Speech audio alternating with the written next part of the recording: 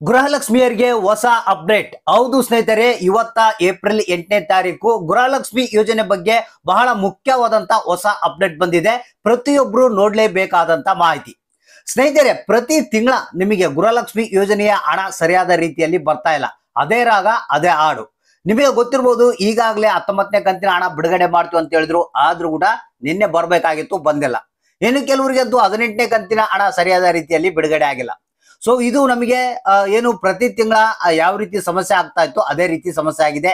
ಆದ್ರೆ ಒಂದು ಖುಷಿ ವಿಚಾರ ಏನಪ್ಪಾ ಅಂತಂದ್ರೆ, ಒಂದಲ್ಲ ಒಂದು ದಿನ ಹಣ ಬರುತ್ತೆ ಅನ್ನೋದು ಒಂದು ಸಮಾಧಾನ.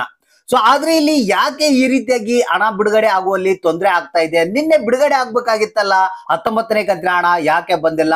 ಮತ್ತೆ ಏನು ಅಸಲಿ 19ನೇ ಕಂತಿನ ಹಣ ಬಿಡುಗಡೆ ಆಗಿದೆಯಾ ಇಲ್ಲ? ಹಾಗಾದ್ರೆ ಯಾರಿಗಾದ್ರೂ ಬಂದಿದ್ಯಾ 19ನೇ ಕಂತಿನ ಹಣ? ಮತ್ತೆ ಇನ್ನೂ ಉಳಿದವ್ರಿಗೆ ಯಾಕೆ ಬಂದಿಲ್ಲ? ಮತ್ತೆ 18ನೇ ಕಂತಿನ ಹಣ ಪೂರ್ತಿಯಾಗಿ ಪ್ರತಿಯೊಬ್ಬರಿಗೂ ಬಂದಿದೆಯಾ?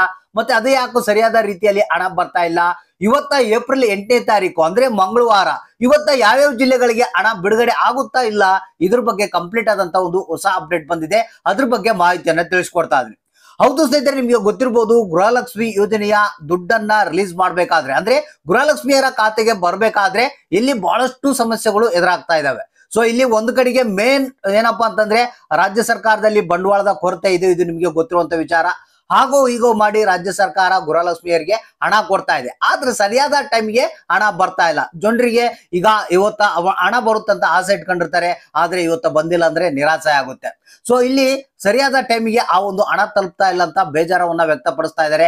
ಸೊ ಈ ಒಂದು ಗ್ಯಾರಂಟಿಗಳು ಬೇಡಪ್ಪ, ನಮಗೆ ತಲೆನೋವಾಗ್ಬಿಟ್ಟಿದೆ, ಕೊಟ್ರೆ ಸರಿಯಾಗಿ ಕೊಡ್ಲಿ, ಇಲ್ದ್ರೆ ಬೇಡ ಅಂತ ಜನ ಬಹಳಷ್ಟು ಆಕ್ರೋಶವನ್ನ ವ್ಯಕ್ತಪಡಿಸ್ತಾ ಇದ್ದಾರೆ. ಸೊ ಇದೀಗ ಬಂದಿರುವಂತಹ ಒಂದು ಹೊಸ ಅಪ್ಡೇಟ್ ಏನಪ್ಪಾ ಅಂತಂದ್ರೆ, ಸಿಹಿ ಸುದ್ದಿ ಅಂತಾನೆ ಹೇಳ್ಬೋದು. ಇವತ್ತ ಏಪ್ರಿಲ್ 8ನೇ ತಾರೀಕು ಮಂಗಳವಾರ ಏನಿದೆ, ಬೆಳಿಗ್ಗೆ 10:30ಕ್ಕೆ ನಿಮ್ಮ ಖಾತೆಗಳಿಗೆ ಹಣ ಬಿಡುಗಡೆ ಆಗುತ್ತೆ. ಹೌದು ಸ್ನೇಹಿತರೆ, ಇವತ್ತ ಬಂದಿರುವಂತ ಹೊಸ ಅಪ್ಡೇಟ್ ಇದು.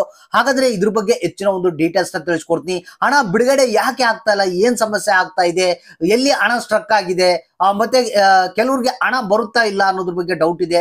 ಆದ್ರೆ ಎಲ್ಲದ್ರ ಬಗ್ಗೆನೂ ಕಂಪ್ಲೀಟ್ ಆಗಿ ಮಾಹಿತಿಯನ್ನ ತಿಳಿಸ್ಕೊಡ್ತಾ ಇದೀನಿ. ಯಾರ್ಯಾರು 17ನೇ ಕಂತಿನ ಹಣ ಪಡೆದು 18ನೇ ಕಂತಿನ ಹಣ ವೇಟ್ ಮಾಡ್ತಾ ಇದ್ರ, 19ನೇ ಕಂತಿನ ಹಣಕ್ಕಾಗಿ ವೇಟ್ ಮಾಡ್ತಾ ಇದ್ರ, ಸೊ ಪ್ರತಿಯೊಬ್ರು ನೋಡ್ಲೇಬೇಕಾದಂತ ಮಾಹಿತಿ. ಈ ಒಂದು ಎಲ್ಲ ಕಂಪ್ಲೀಟ್ ಆದಂತ ಹೊಸ ಅಪ್ಡೇಟ್ ಅನ್ನ ತಿಳಿಸ್ಕೊಡ್ತೀನಿ. ನೀವು ಮಾಡ್ಬೇಕಾಗಿರೋ ಕೆಲಸ ಇಷ್ಟೇ, ವಿಡಿಯೋನ ಪೂರ್ತಿಯಾಗಿ ನೋಡ್ಬೇಕು, ಆದಷ್ಟು ಮಂದಿಗೆ ಈ ಒಂದು ಮಾಹಿತಿಯನ್ನ ಶೇರ್ ಮಾಡ್ಬೇಕು.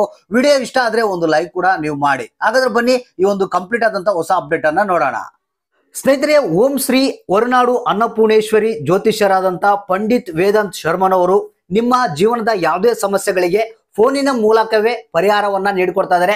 ಜಸ್ಟ್ ಫೋನ್ ಮಾಡಿದ್ರೆ ಸಾಕು, ನಿಮಗೆ 24 ಗಂಟೆಗಳಲ್ಲಿ ಫೋನಿನ ಮುಖಾಂತರನೇ ಪರಿಹಾರ ಮಾಡಿಕೊಡ್ತಾ ಇದ್ದಾರೆ.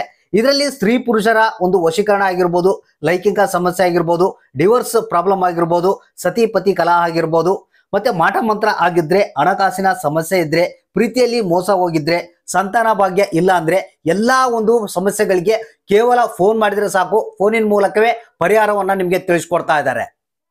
ಹೌದು ಸ್ನೇಹಿತರೆ, ಗೃಹಲಕ್ಷ್ಮಿ ಯೋಜನೆ ಬಗ್ಗೆ ಇದೀಗ ಹೊಸ ಅಪ್ಡೇಟ್ ಬಂದಿರುವಂತದ್ದು. ಮೊದಲನೇದಾಗಿ 18ನೇ ಕಂತಿನ ಹಣದ ಬಗ್ಗೆ ಮಾತಾಡ್ತೀನಿ. ಇಲ್ಲಿ ನಮಗೆ ಬಂದಿರುವಂತ ಹೊಸ ಅಪ್ಡೇಟ್ ಏನಪ್ಪಾ ಅಂತಂದ್ರೆ, ಈಗಾಗಲೇ 60% ಜನಗಳಿಗೆ ಗೃಹಲಕ್ಷ್ಮಿ ಯೋಜನೆಯ 18ನೇ ಕಂತಿನ ಹಣ ಬಂದಿದೆ. ಹಾಗಾದ್ರೆ ಇನ್ನೂ 40% ಜನಗಳಿಗೆ ಬಂದಿಲ್ಲಂತೆ. ಅದಕ್ಕೆ ಯಾಕೆ ಕಾರಣ ಏನಪ್ಪಾ ಅನ್ನೋದ್ರ ಬಗ್ಗೆ ಕೂಡ ಇಲ್ಲಿ ಮಾಹಿತಿ ಬಂದಿದೆ. ಸ್ನೇಹಿತರೆ, ಇಲ್ಲಿ ಏನು 18ನೇ ಕಂತಿನ ಹಣ ಇನ್ನು 40% ಜನಗಳಿಗೆ ಯಾಕೆ ಬಂದಿಲ್ಲ ಅಂದ್ರೆ, ಅಲ್ಲಿ ಆಧಾರ್ ಸೀಡಿಂಗ್ ಫೇಲ್ಡ್ ಅಂತ ತೋರಿಸ್ತಾ ಇದೆ ಅಂತೆ, ಒಂದು ಕಾರಣ ಮೇನು. ಸೊ ಇನ್ನು ಎರಡನೇ ಕಾರಣ ಏನಪ್ಪಾ ಅಂತಂದ್ರೆ, ಕೆಲವು ಶ್ರೀಮಂತರಿದ್ದಾರೆ, ಸೊ ಅಂತವ್ರಿಗೆ ನಾವು ಈ ಬಾರಿ ಹಣ ಕೊಡೋದಿಲ್ಲ ಅಂತ ಅಂತವ್ರಿಗೆ ಹಣವನ್ನ ಕಟ್ ಮಾಡಿದಾರಂತೆ.